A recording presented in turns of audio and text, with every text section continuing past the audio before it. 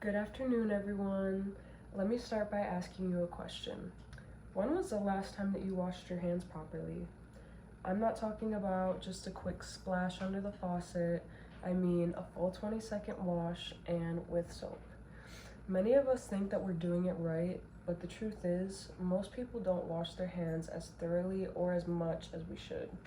In fact, according to the CDC, which is the Center of Disease Control and Prevention, only about 5% of us wash our hands correctly.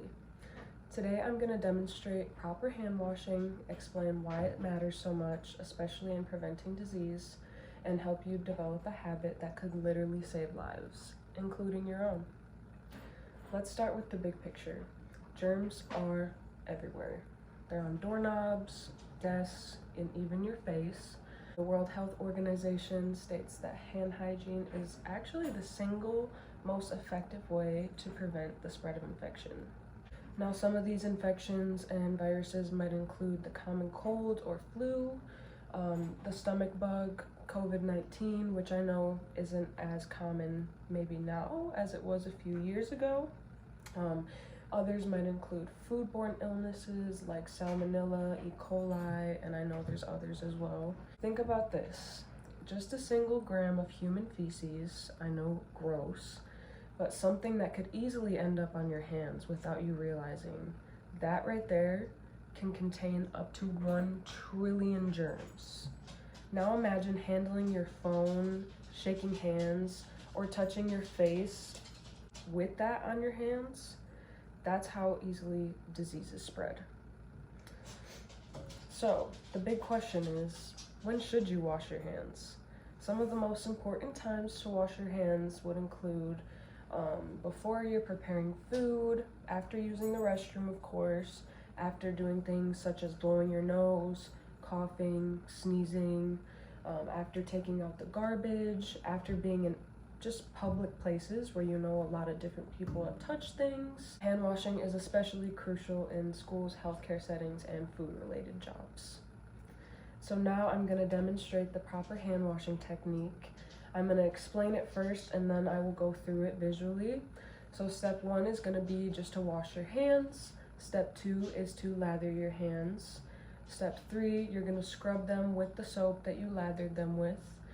Step 4 is going to be to rinse them with water, and step 5 is to dry them, of course. So let's do the demonstration. For step 1, you're going to want to just rinse your hands off with water. Doesn't matter if it's hot or cold, just whatever your preference is. For step 2, you're going to want to get some hand soap and lather your hands with this. So you're going to want to wash all the surfaces of your hands, as you can see.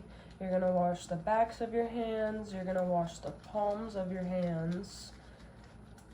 Notice that you're going to want to get in between your fingers as well, and even under your fingernails if that's possible for you. So all of the surfaces of your hands that could have potentially touched something with germs. And we're gonna want to do this for about 20 seconds, at least 20 seconds. So it's recommended that you could hum the happy birthday song twice in your head, whatever works for you. Just count to 20 maybe. After step 3, which is scrubbing our hands for at least 20 seconds, we are gonna turn the faucet back on. Doesn't matter if it's hot or cold again. And we're gonna rinse our hands under the water. Stop rubbing them, of course. Just rinse the soap off. And I feel like this is a really important part. You're gonna wanna grab the towel before you turn the faucet off,